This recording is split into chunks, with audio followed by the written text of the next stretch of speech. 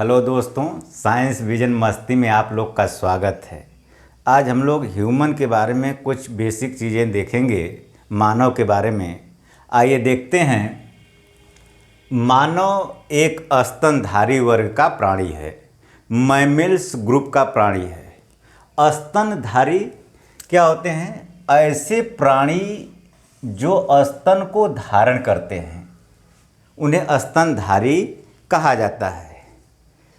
स्तनधारी वर्ग में माताएं अपने बच्चे को दूध पिलाती हैं।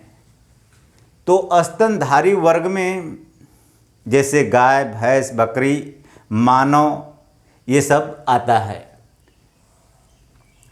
दूसरा है, मानव एक समतापी प्राणी है, होम्योथर्मिक एनिमल्स है, या इसी को वार्म ब्लडेड एनिमल के नाम से भी जाना जाता है। वार्म ब्लडेड एनिमल या गर्म खून वाले जंतु के नाम से जाना जाता है। ऐसे एनिमल जिनके शरीर का तापमान सदैव हमेशा समान बना रहता है, उन्हें समतापी प्राणी कहा जाता है। वातावरण के अनुसार इनका तापमान बदलता नहीं है। चाहे गर्मी हो, बरसात हो, चाहे जाड़ा हो, कोई भी मौसम हो, शरीर का तापमान हमेशा एक रहता है। यानी आप याद किए होंगे, मानव के शरीर का तापमान जो होता है 37 डिग्री सेल्सियस या 98.6 डिग्री फ़ारेनहाइट होता है। चाहे जाड़े के मौसम में देखिए, अगर थर्मामीटर को अपने मुंह में लगाकर देखेंगे तो टेम्परेचर 37 डिग्री सेल्सियस ही बताएगा या 98.6 डिग्री फ़ारेनहाइट बताएगा। चाहे गर्मी के मौसम में देखेंगे थर्मामीटर के द्वारा, तो आपका 37 डिग्री सेल्सियस या 98.6 डिग्री सेल्सियस फ़ारेनहाइट बताएगा। वो बात अलग है। अगर फीवर रहेगा तो टेम्परेचर जो है 37 डिग्री सेल्सियस से अधिक बताएगा। तो ये आपका तापमान 37 डिग्री सेल्सियस होता है मानव का वैज्ञानिक नाम होमो सेपियंस होता है। मानव का वैज्ञानिक नाम होमो सेपियंस। देखिए, जब किसी जीव का साइंटिफिक नेम या वैज्ञानिक नाम लिखा जाता है तो पहला उसका वंश को प्रदर्शित या जीनस को प्रदर्शित करता है, दूसरा उसके स्पेसीज या जाति को प्रदर्शित करता है। यानी मानव के वंश का नाम है होमो और जाति का नाम है सेपियंस। इसी से एक शब्द पढ़े होंगे, होमिसाइड।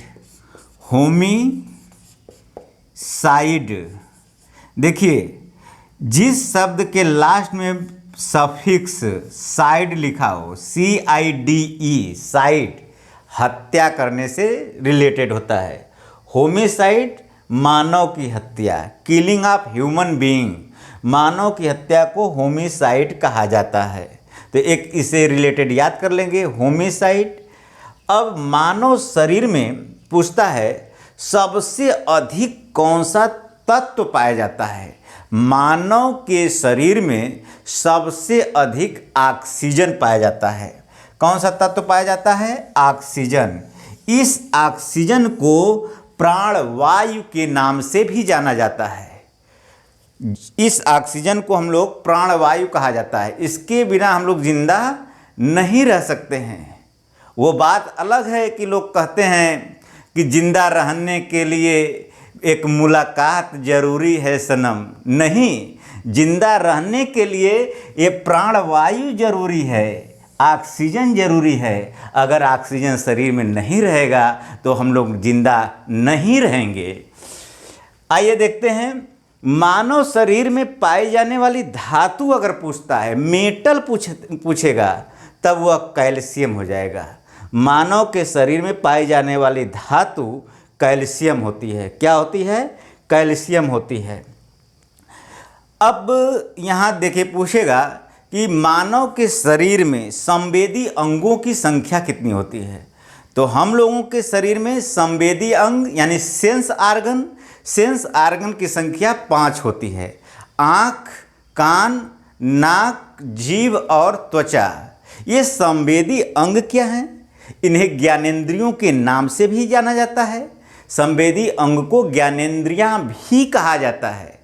ऐसे अंग जो वातावरण से, इन्वायरमेंट से संवेदनाओं को ग्रहण करके हमारे ब्रेन यानी मस्तिष्क तक पहुंचाते हैं, उन्हें संवेदी अंग कहा जाता है या ज्ञानेंद्रिय कहा जाता है।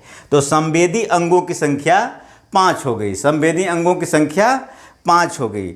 आइए देखते हैं, पूछता है कि मानव ओविपेरस है कि विविपेरस है।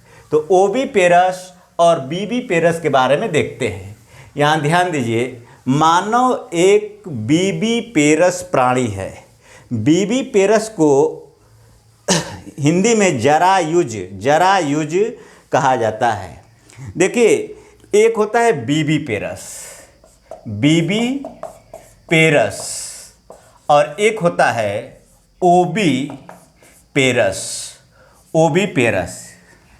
विविपेरस ऐसे प्राणी जो शिशु को, इन्फेंट को, बच्चे को जन्म देते हैं, उन्हें विविपेरस या जरायुज कहा जाता है। याद कैसे करेंगे? अब यहाँ ध्यान दीजिए, बीबी बताइए, बीबी बच्चे को जन्म देती है, शिशु को जन्म देती है, तो इसलिए विविपेरस यानी कि बच्चे को जन्म देने वाला। विविपेरस बच्चे को जन्म देने वाला, बच्चे को जन्म देने वाला या शिशु को जन्म देने वाला। ओबी यहाँ देखिए, ओबल से जोड़िए, ओबल यानी अंडा, यानी ऐसे प्राणी जो अंडा को देते हैं, अंडा देने वाले प्राणी को ओविपेरस कहा जाता है। तो दो चीज़ ध्यान दीजिएगा, विविपेरस बच्चा देने वाले प्राणी, ओविपेरस अंडा देने वाले प्राणी।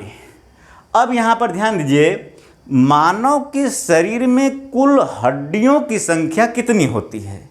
तो एक वयस्क व्यक्ति के शरीर में, एडल्ट पर्सन के शरीर में 206 हड्डियाँ पाई जाती हैं।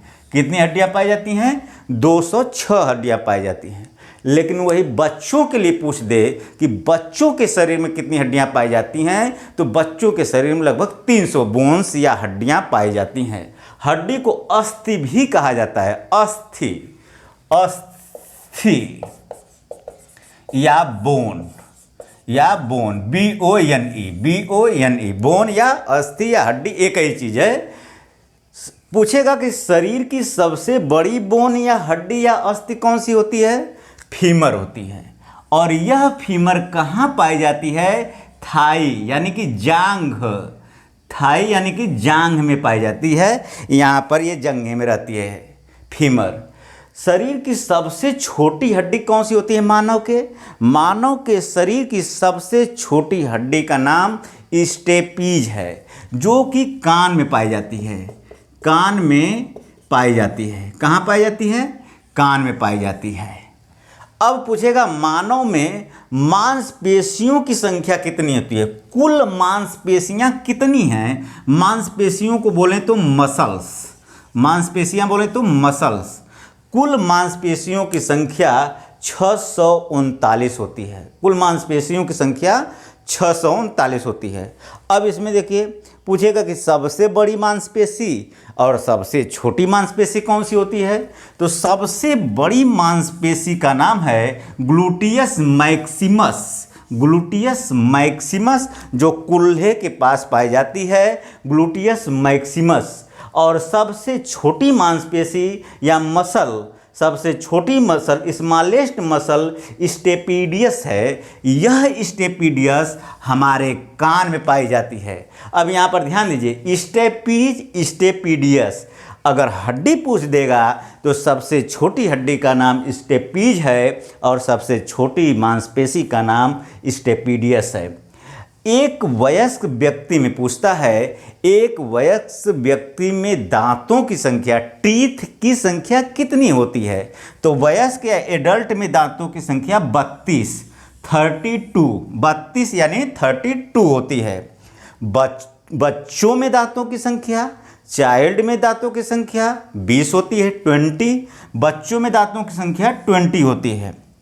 अब देखिए, हमारे शरीर के कुछ इंटरनल आर्गन हैं जिनके बारे में पूछता है कभी कभी छोटे मोटे परीक्षाओं में। जैसे फेफड़ा, फेफड़ों की संख्या कितनी होती है? फेफड़ों की संख्या 2 होती है। लेकिन ये नहीं पूछेगा, पूछ सकता है कि फेफड़ा स्थित कहाँ होता है। फेफड़ा हमारे वक्ष गुहा, थोरैसिक कैविटी यानी छाती में स्थित होता है। फेफड़ों की संख्या 2 होती है। फिर यहाँ पर किडनी, किडनी की संख्या 2 होती है। किडनी की संख्या जो है 2 होती है। अब ये किडनी स्थित कहाँ होती है? किडनी एब्डोमिनल कैविटी में स्थित होती है। ये देखिए, ये एब्डोमिनल कैविटी है, उदर गुहा है, इसी में आपकी किडनियाँ स्थित होती हैं दोनों। तो किडनी की संख्या 2 होती है।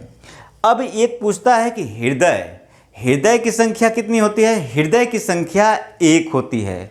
और यह हृदय कहाँ पाया जाता है? यह थोरैसिक कैविटी में, वक्ष गुहा में, छाती के गुहा में पाई जाती है।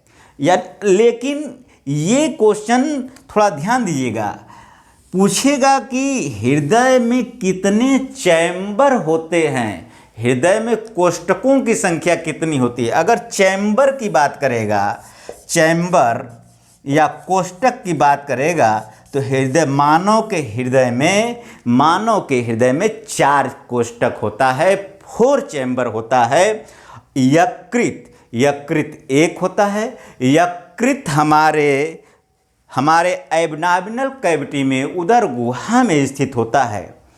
अब एक पूछ देगा कि एक सामान्य व्यक्ति के शरीर में कितना खून पाया जाता है, कितना रुधिर पाया जाता है। तो एक सामान्य व्यक्ति के शरीर में 5 से 6 लीटर रुधिर पाया जाता है। तो एक बेसिक नॉलेज रहा मानव के बारे में। ये जय हिंद दोस्तों।